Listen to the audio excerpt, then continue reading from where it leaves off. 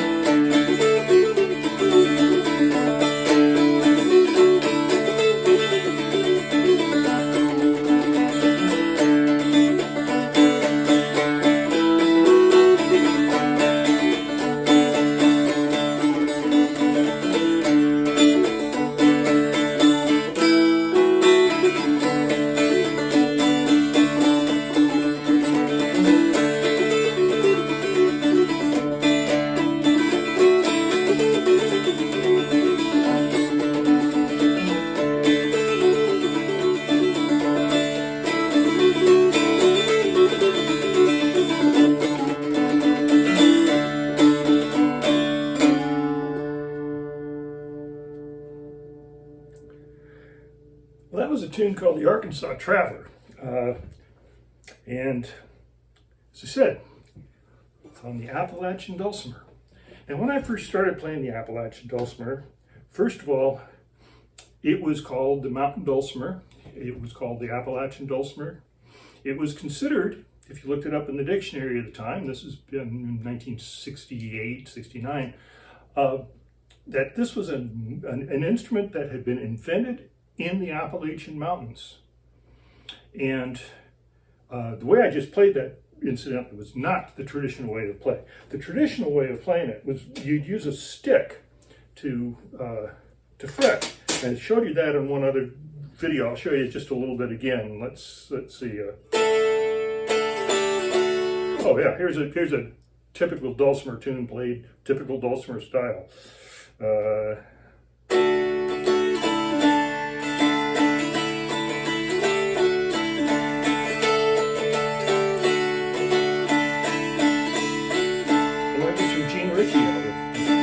Go tell Aunt Rhody, go tell Aunt Rhody, go tell Aunt Rhody, old Bruce is dead. So you played on one string, using a piece of wood. This happens to be painted red to make it easy to find. And, you know, the instrument was played in the Appalachian Mountains by people from Appalachia. And like I said, they said it was created and built and designed in America, in the Appalachian Mountains. Now, I had a little trouble with that because of this.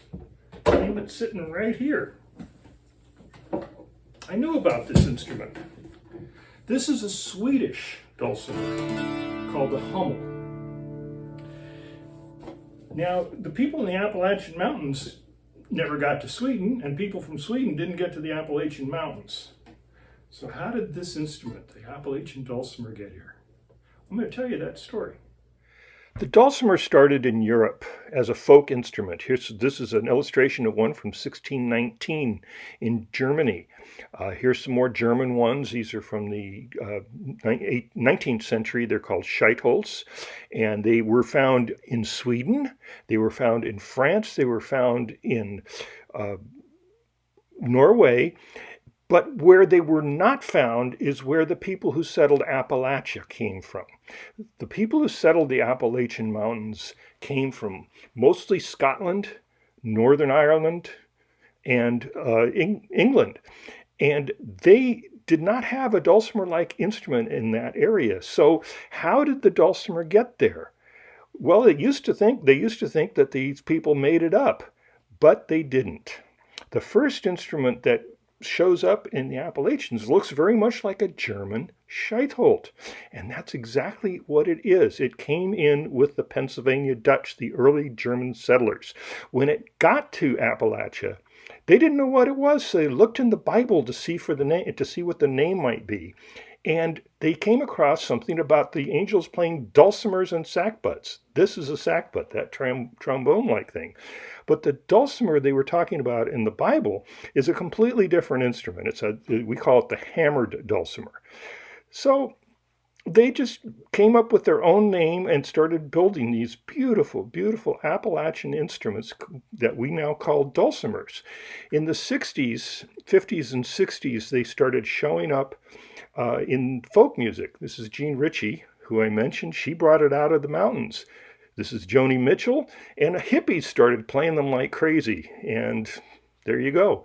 So it's kind of an interesting instrument with an interesting story. You can even play rock and roll on it.